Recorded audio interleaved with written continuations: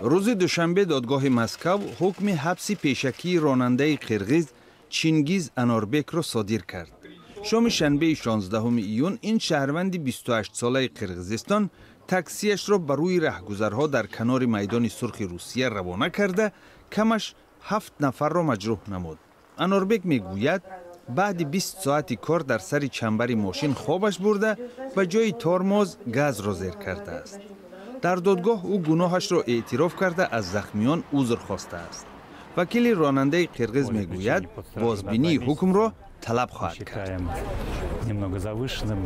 با فکر ما 2 ماه حبس حکم سنگین است. ما کوشش میکنیم که توسط سفارتمان در روسیه و وزارت امور داخلی قرغیزستان بازنگری آن را طلب کنیم.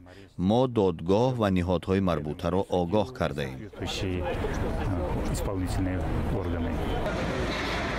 طبق معلومات رسانه‌های روسیه در این حادثه کمش 7 نفر و از جمله 2 هوادار فوتبال از مکزیک جراحت برداشتند.